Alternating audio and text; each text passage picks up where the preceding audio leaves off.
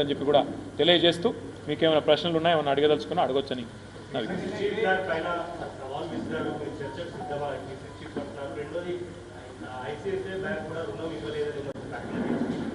జరిగింది బ్రదర్. ఏంటంటే PCC chief గారే ఒప్పుకున్నారు. ఏమని? మేము కుదబెట్టినాం, తాకట్టు పెట్టినాం, 10,000 రుణం తెచ్చినామని. ఇంకో దిక్కు 10,000 కోట్ల రుణం తెచ్చినామని ఆయన చెప్తా ఉన్నాడు. ఇంకోవైపు ఏం చెప్తున్నారు పిసిసి ప్రెసిడెంటు? ఆ 10,000 కోట్లు మేము మన రైతు బంధుకి ఇచ్చినాం, అట్లే ఇంకా వేరే కార్యక్రమాలకు ఇచ్చినామని చెప్పి చెప్తా ఉన్నారు. అదేవిధంగా బీకన్ అనే ఒక ప్రైవేట్ సంస్థకు కుదబెట్టినామని చెప్పి డాక్యుమెంట్ కూడా టీజీఐఎస్సీ వాళ్ళు సంతకం పెట్టింది కూడా నేను నిన్న విడుదల చేసిన. ఇవన్నీ అవాస్తవాలు అని వారి దగ్గర ఏమైనా ఆధారం ఉంటే చెప్పండి. నేను ఆయన చెప్పిన దాంట్లో అయితే ఏం లేదు. నేను చెప్పింది మళ్ళీ చెప్పిండు, వేరే భాషలో చెప్పిండు. ఇప్పుడు కూడా నేను ఏమంటున్నా అంటే వీరు చేసింది తప్పు. అందుకే సుప్రీంకోర్టు చీఫ్ సెక్రటరీని జైల్లో పెడతా అనే మాట మాట్లాడింది. మీరు చేసిన తప్పును ఒప్పుకోండి. ఇకనైనా ఆ 400 ఎకరాల విషయంలో ఆ విద్యార్థుల పోరాటం ఏదైతుందో, సెంట్రల్ యూనివర్సిటీ విద్యార్థుల పోరాటం, ఆ ప్రజాస్వామిక పోరాటాన్ని గౌరవించి ఆ నిర్ణయాన్ని వెనక్కి తీసుకోండి. లేకపోతే మాత్రం నేను పక్కా చెప్తున్నా, మీరు గిన్న ఆ భూమిని అమ్మే ప్రయత్నం చేస్తే ఎవరన్నా ఒక ఇంచు కొన్నా మేము 3 ఏళ్ల ముంగటనే చెప్తున్నాం, మళ్ళా 2028-29లో వచ్చేది ఖచ్చితంగా కేసీఆర్ ప్రభుత్వం. ఆ ఒక్క ఇంచు భూమి ఎవరు కొన్నా ముమ్మాటికి దాన్ని రద్దు చేస్తాం. అక్కడ ఎట్లాంటి పర్మిషన్లు కూడా ఇవ్వకుండా ఈరోజు ఎట్లా అయితే అదొక లంగ్ స్పేస్ లాగా హైదరాబాద్కు ఉన్నదో దాన్ని అట్లే కాపాడుతాం. ఒక అంతర్జాతీయ ప్రమాణాలతో ఈకో పార్క్ నిర్మాణం చేస్తాం తప్ప, గ్రీన్ జోన్గానే ఉంచుతాం తప్ప, ఒక ఇంచు కూడా ఎవరు కొన్నా ఈ స్కామ్లో ఎవరు భాగస్వాములైనా వాళ్ళకు కూడా తప్పకుండా నష్టం వస్తుంది. ఆలోచించుకోవాలని చెప్పి నేను బిల్డర్లు ఇంకా రేవంత్ రెడ్డి తొత్తులు ఎవరైతే ఆ భూమిని వేసుకపోదాం అనుకుంటున్నారో వాళ్ళందరికీ కూడా చెప్తాం. రేవంత్ రెడ్డి ప్రభుత్వంలో ఏది ఒరిజినలో ఏది ఫేకో ఏం చెప్పలేము. ఎందుకంటే ఆయననే పెద్ద ఫేక్. ఎందుకంటే అప్పుడే మోడీ మంచోడు అంటాడు, అప్పుడే కాదంటాడు, అప్పుడే ఒకటి చెప్తాడు, బయట నన్ను ఎవడు నమ్ముతలేడు, పైసా ఉడతలేదని బయట చెప్తాడు. నేను ఇదివరకు అసెంబ్లీలో కూడా చెప్పిన బ్రదర్, ఈ ముఖ్యమంత్రిలో కాంగ్రెస్ పార్టీలో ఒక అపరిచితుడు ఉన్నాడు. మరి రాము కరెక్టా రెమో కరెక్టా మాకు కూడా అర్థమవుతలేదు. బయట అప్పు ఉడతలేదు అంటాడు, లోపలికి వచ్చి అప్పు చేసినా అంటాడు. బయటనేమో అది గవర్నమెంట్ భూమి అంటాడు, ఇక్కడికి వచ్చేమో ఇంకోటి చెప్తాడు. బయటనేమో అక్కడ ఆ జింకలు లేవు, ఏం లేవు, గుంట నక్కలు ఉన్నాయంటాడు. మరి అక్కడనేమో జింకలు చచ్చిపోయిన శవాలు ఒక్కొక్కటి బయటకు వస్తున్నాయి. కాబట్టి మీరందరూ పరిశోధనాత్మక జర్నలిజం చదువుకున్న జర్నలిస్టులు, మా జర్నలిస్ట్ మిత్రులతో కూడా నా విజ్ఞప్తి, నేను చెప్పేది ఆయన చెప్పేది కాదు, మీరు పరిశోధించి నేను చెప్పేది కరెక్టా ఆయన చెప్పేది కరెక్టా ప్రజలకు చెప్పాలని మీ అందరికీ కూడా హృదయపూర్వకంగా నా విజ్ఞప్తి.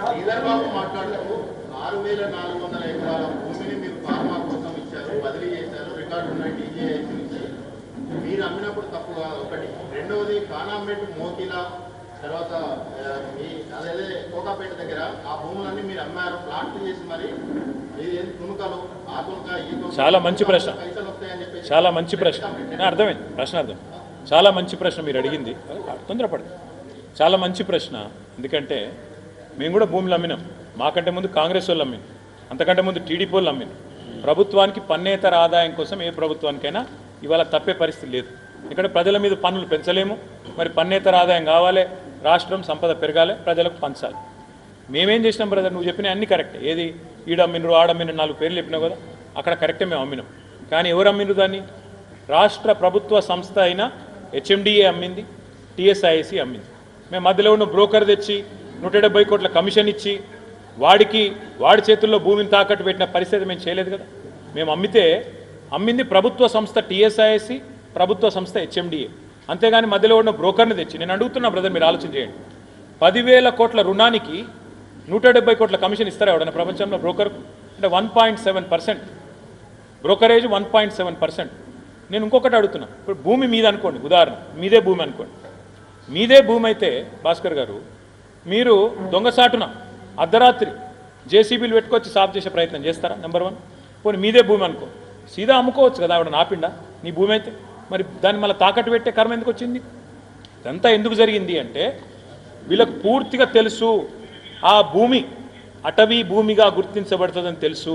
కానీ ఆ భూమి మీద పైసలు ఎట్లన్నా తీసుకురావాలి, ఆ భూమిని ఎట్లన్నా లిటిగేషన్లు ఇరికియాలని చెప్పి ఒక బ్రోకర్, బాంబే బ్రోకర్ను ఒక బీజేపీ ఎంపీ తీసుకొస్తే ఆ బీజేపీ ఎంపీ ఈ ముఖ్యమంత్రి ఇద్దరు కలిసి మరి ఆ భూమి కోసం 170 కోట్ల లంచం కమిషన్ రూపంలో ఆ బ్రోకర్కి ఇచ్చి 10,000 కోట్లు తెచ్చుకున్నారు.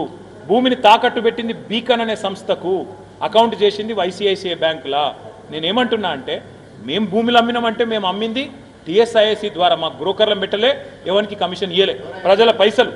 తప్పు ఎంపీ గారు ఎవరో నేను చెప్తా, ఎప్పుడు చెప్తా అంటే ఆ ఎంపీకి కొంత సాయం చేస్తాను రేవంత్ రెడ్డి చెప్పిండు. ఇవాళ ఫ్యూచర్ సిటీలనో ఆడనో ఏడునో ఆ ఎంపీకి కొంత సాయం జరుగుతుంది. అది జరిగినాక కాగితంతో సహా బయటకు వచ్చి ఈ ఎంపీ, ఈయన బ్రోకరు, ఈ బ్రోకరేజు, ఈ ముఖ్యమంత్రి, ఈయన వీళ్ళ పాత దందాలు అన్నీ బయట పెడతా. మీరు జర్ర ఓపికగా ఉండండి.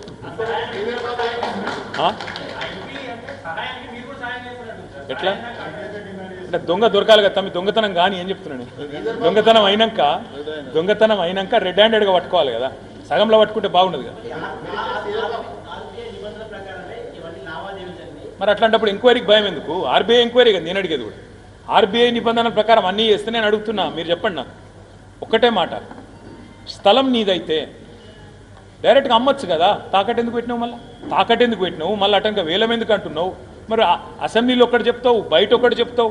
మీ పీసీసీ అధ్యక్షుడు నేను తాకట్టు పెట్టినా అంటాడు, నువ్వు పెట్టలేదంటావు. ఏది కరెక్టో మీరు అనుకోండి. ఫస్ట్ ఒక అర్రలో కూర్చొని మొత్తం గాంధీ భవన్లో కూర్చుంటారా ఇంకొక అది ఎవడో పేపర్ ఒకటి రాసిండు, నాకేం సంబంధం స్వామి, ఆయన కలవడ్డదేమో, మాకేమి. మేము అన్నామా ఎక్కడన్నా మీకు చెప్పినామా? మేము చెప్పినామా? అరే ఎవడో కూడా అంటాడు, ఆయన నాకు అర్థం కాదు, ఆయన కలవడ్డదేమో. మేము అధికారంలోకి వస్తే వీళ్ళలాగా చిల్లర పనులు అయితే చేయకపోతుంది. మీకు ఒకటి గుర్తు చేస్తా బ్రదర్, కేబీఆర్ పార్కు చుట్టూ ఆనాడు మున్సిపల్ మంత్రిగా 6 ఫ్లైఓవర్లకు టెండర్ కూడా నేను పూర్తి చేసిన 1,500 కోట్లతో. ప్రజలు ఎప్పుడైతే చెట్లు కొట్టొద్దు ఇక్కడ అని ఆందోళన మొదలుపెట్టినరో కేసీఆర్ గారు నాకు చెప్పిన ఒకటే ఆదేశం ఇచ్చింది, అందరూ బాధపడుతున్నారు 700 చెట్లు పోతాయని, క్యాన్సిల్ చేయండి చేయకండి అని చెప్పిండు. మేము వెనుక పోయినాం. అది మా సంస్కృతి, మాకు ఆ ప్రజాస్వామిక స్ఫూర్తి ఉంది. ఆడ 400 ఎకరాల చెట్లు కొడుతున్నావు, మొత్తం జింకలు చేస్తున్నాయి, జంతువులన్నీ మాయమవుతున్నాయి, అమ్మకరా నాయన అని చెప్పి మేం కాదు కదా మొదలుపెట్టింది, సెంట్రల్ యూనివర్సిటీ విద్యార్థులు. ఆ విద్యార్థుల్లో బ్రదర్ మీకు ఒకటి తెలవాలి, 75-80% మంది మన రాష్ట్ర పనులు కూడా కాదు, వాళ్ళు వేరే రాష్ట్రాల పిల్లలు. చదువు పూర్తి చేసినాక ఇక్కడికి వెళ్ళిపోతారు, వాళ్ళు ఈడ ఉండని కూడా ఉండరు. వాళ్ళకున్న సోయి మనకు ఉండొద్దా? మన ప్రభుత్వానికి ఉండొద్దా? ఎంతసేపు రియల్ ఎస్టేట్ బ్రోకర్ లెక్కన ఆలోచించాలా ముఖ్యమంత్రి గారు? అప్పుడప్పుడు మనసున్న మనిషిలాగా ఆలోచించొద్దా? ఇది మా వాదన.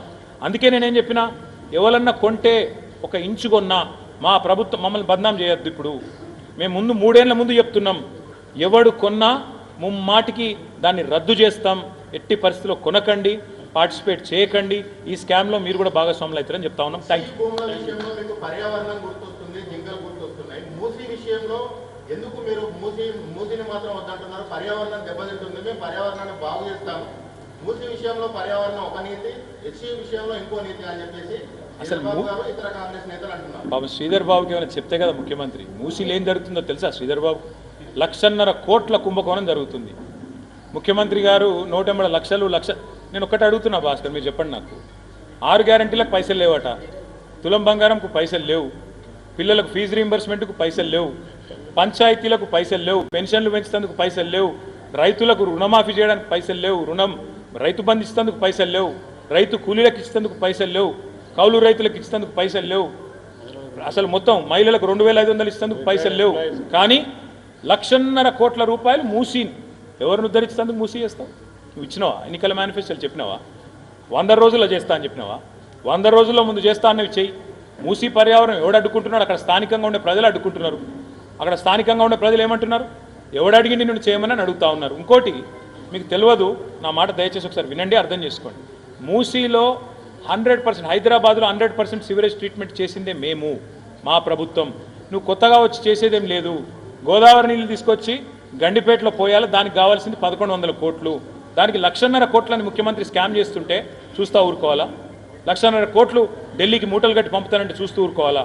అందుకే ఈ భూముల విషయం కాదు, అల్టిమేట్గా నేను అనేది ఏంటంటే, వీళ్ళు ఏ రకమైన అవినీతి స్టార్ట్ చేసినా దానికి చెక్కు పెడుతున్నది మేము బీఆర్ఎస్. కానీ బీజేపీ ఎక్కడుందండి? ఎందుకు అమృత్ స్కామ్ జరిగిందని మేము చెప్తుంటే బండి సంజయ్ మాట్లాడాడు, కిషన్ రెడ్డి మాట్లాడాడు. అమృత్ స్కామ్ నేను సీదా పోయి కేంద్ర మంత్రి గారికి ఆధారాలు ఇస్తే రక్షణ గోడలాగా, రక్షణ కవచంలాగా రేవంత్ రెడ్డికి ఇవాళ సహాయ మంత్రి గారు సహాయంగా నిలబడ్డాడు. అట్లే ఇవాళ హెచ్సియు విషయంలో వెంటనే ఇన్వెస్టిగేషన్ ఆదేశించండి. మీరు నిజంగా బీజేపీ కాంగ్రెస్ ఒకటి కాకపోతే వెంటనే ఆదేశించండి, వెంటనే ఆర్బీఐని, సివిసిని, సిబిఐని రంగంలో దించండి. అట్లాగే సుంకిశాల, అట్లాగే ఎస్ఎల్బీసీ. ఎక్కడ పోయింది మీ ఉత్సాహం? ఎక్కడ పోయింది ఎన్డీఎస్ఏ? ఎందుకు రాదు? అంటే బీఆర్ఎస్ ఉన్నప్పుడు చిన్న ప్రమాదం జరిగినా ఉరుక్కుంటూ వస్తారు. బీఆర్ఎస్ ప్రభుత్వం ఉన్నప్పుడు గుర్తుందా గవర్నర్ గారు ఎట్లా వ్యవహరిస్తున్నాను? ప్రతి చిన్నదానిలో దొరుకుతుండే, ప్రతి చిన్నదానిలో కాలాల కట్టబెడుతుండే. మరి 16 నెలలుగా గవర్నర్ లాపతా ఎందుకు అంటే ఇవాళ బ్రహ్మాండంగా వారు పూర్తి స్థాయిలో ఒకరికొకరు అండర్స్టాండింగ్ ఉన్నారు. 80% ఇప్పటికే కంప్లీట్ అయిన కరీంనగర్ మానేరు రివర్ ఫ్రంట్ని రేవంత్ రెడ్డి చేయడు, బండి సంజయ్ అడగడు.